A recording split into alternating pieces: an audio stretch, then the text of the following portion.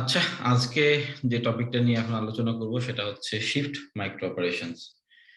তো shift micro operations এর মধ্যে কি কি আছে সেটা আমরা জানবো। তার আগে আসলে শিফট অপারেশন এর সম্পর্কে আমরা একটু অল্প একটু ধারণা নেওয়ার চেষ্টা করি।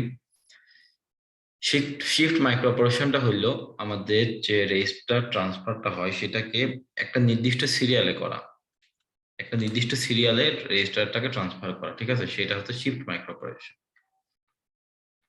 সেটা হচ্ছে শিফট মাইক্রো অপারেশন, একটা সিরিয়ালে আমাদের রেজিস্টারের মধ্যে যে ডেটাগুলো আছে সেগুলোকে ট্রান্সফার করা।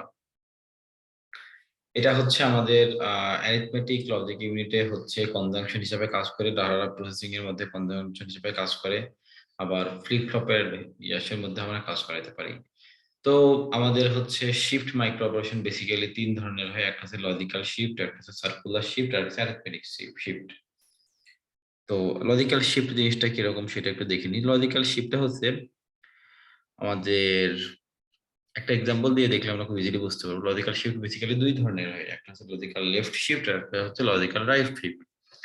আমরা লেফট শিফট বা রাইট শিফট করার পরে আমাদের যে ফাঁকা বিট এর অংশটা থাকবে, ফাঁকা বিটটা থাকবে, সেই বিটটাকে আমরা জিরো দিয়ে পরিপূর্ণ করব, সেটাই হচ্ছে লজিক্যাল শিফটের বেসিক্যালি কাজ, ঠিক আছে?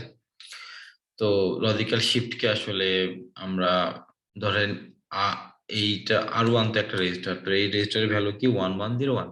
তো এখন আমরা এটাকে লজিক্যাল কি করব, শিফট লেফট করব। লেফট করা মানে কি, তাহলে এর আউটপুটটা শিফট করা মানে কি, সরানো। শিফটের বাংলা তো সরানো, তাই না? আমরা কি আমরা কি করতেছি, এই যে আমাদের যে প্রথম বিটটা আছে, এমএস বিট যে ফার্স্ট বিট, এই বিটটাকে আমরা ইগনোর করতেছি, তারপরে কি করতেছি, তারপরের থেকে যে বিটগুলো আছে সেই বিটটাকে এরপরে নাম্বারে, তারপরে এটাকে, তারপরে এটাকে আমরা এইভাবে লিখতেছি। তো খেয়াল করে দেখা যাবে যে আমরা 101 কে শিফট করে ফেলছি তারপরের একটা রেজিস্টারের মধ্যে, কিন্তু এই যে চার নাম্বার বিটটা আমার খালি আছে। তো 4 নাম্বার বিটটা আমি কি দিয়ে ফিল আপ করবো, এই যে আমরা জিরো দিয়ে ফিল আপ করবো। এটা হয়ে গেল কি logical left shift, shift left. এবার লজিক্যাল রাইট শিফট সিমিলার। তাহলে রাইট শিফট কোথা থেকে শুরু হবে, এখান থেকে শুরু হবে, এই একটা বাদ দিয়ে এখান থেকে শুরু হবে, তাই না?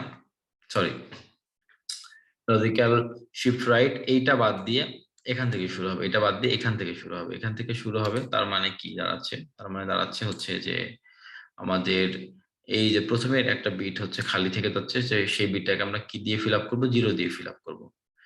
লেফট শিফটে আমাদের প্রথমটাকে ছেড়ে দিয়ে তারপরের নাম্বার গুলাকে আমরা লেফট শিফট করা শুরু করলাম, এক এক ঘর লেফটে নিয়ে গেলাম, এক ঘর বামে নিয়ে গেলাম, এক ঘর বামে নিয়ে গেলাম, এক ঘর বামে নিয়ে গেলাম, তারপরে একটা ঘর খালি থাকলে সেটাকে আমরা জিরো দিয়ে ফিল আপ করে দিলাম। আর রাইট শিফটে হচ্ছে এক ঘর ডানে নিয়ে গেলাম, ঠিক আছে? আমরা শুরু করলাম কোথা থেকে, এই যে ডান থেকে শুরু করলাম, এই এক ঘর ডানে, এক ঘর ডানে, এক ঘর ডানে। তাহলে আমার এই এই শিফটটা খালি হয়ে যাচ্ছে, এই বিটটা খালি হচ্ছে, বিটটাকে আমরা জিরো দিয়ে ফিল আপ করলাম। তাহলে আমাদের লজিক্যাল শিফট হয়ে গেল। এবারটা হচ্ছে সার্কুলার শিফট। সার্কুলার শিফট হচ্ছে সেম লজিক্যাল লেফট শিফট এবং রাইট শিফটের মধ্যে দুই ধরনের শিফট এখানে আছে। তো আমরা এখানে একটা জিনিস যেটা দেখি সেটা হচ্ছে যে আমরা নর্মালি হচ্ছে এরকম লেফট শিফট পারফর্ম করি, নর্মালি লেফট শিফট পারফর্ম করার পরে এই যে একটা বাকি আছে, ঠিক আছে, এই যে এক বিট, এই বিটটাকে আমরা তো কাজে লাগাচ্ছি না, বাদ দিচ্ছি হচ্ছে রেগুলার শিফটের ক্ষেত্রে, অ্যারিথমেটিক শিফট, সরি, রেগুলার শিফটের ক্ষেত্রে। হুম।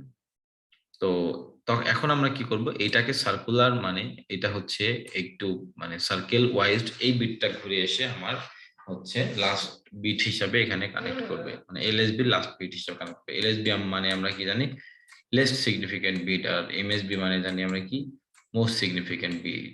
তো এটা যদি জিরো হয় তাহলে এটা হবে থ্রি, ঠিক আছে? তো আমরা এইভাবে নাম্বারিং করতে পারি তাহলে আমাদের বোঝার সুবিধার জন্য। বাট জাস্ট সিম্পলি এতটুকু আমাদের মনে রাখলেই হবে যে আমরা যে নর্মাল শিফট লেফট করি, নর্মাল শিফট লেফট পারফর্ম করব, তারপরে এই ওয়ান এর জন্য আমরা এখানে যে জিরো ইউজ করতেছিলাম, বা জিরোর জন্য এখানে আমরা জিরো ইউজ করছি, জিরো আর ওয়ান যাই হোক না কেন এখানে আমরা জিরো ইউজ করতেছিলাম। আমরা সার্কুলার শিফটে কি করব, এইখানটার যে ইনফরমেশনটা থাকবে, যে ভ্যালুটা থাকবে, সেইটাই আমরা সার্কেল করে নিয়ে এসে আমরা এখানে পুশ করব, আমরা এখানে ট্রান্সফার করব। রাইটের ক্ষেত্রেও সেম, একদম সেম আইডেন্টিক্যাল। এটার জন্য এটা রাইটে সরে যাবে, তারপর এটা রাইটে সরবে, তারপর এটা রাইটে সরবে, তারপরে যে ইনফরমেশনটা থাকবে, এই যে লাস্টে যে ইনফরমেশন বাকি আছে, যে বিটটা আমরা কাজে লাগাচ্ছি না, সেই বিটটা আমাদের সামনে চলে আসবে। এটা হচ্ছে সার্কুলার শিফট। এটাকে অলসো এটাকে মানে রোটেট অপারেশনও বলা হয়। তারপরে হচ্ছে অ্যারিথমেটিক শিফট। তো অ্যারিথমেটিক শিফটটা হচ্ছে আমরা যে লেফট শিফট করছিলাম নরমালি লেফট শিফটের মতো নো চেঞ্জ, লেফট শিফটের মতো নো চেঞ্জ, শুধুমাত্র রাইট শিফটের ক্ষেত্রে একটু চেঞ্জ আছে। রাইট শিফটের ক্ষেত্রে কি চেঞ্জ আছে সেটা একটু আপনাদের দেখাই দিচ্ছি।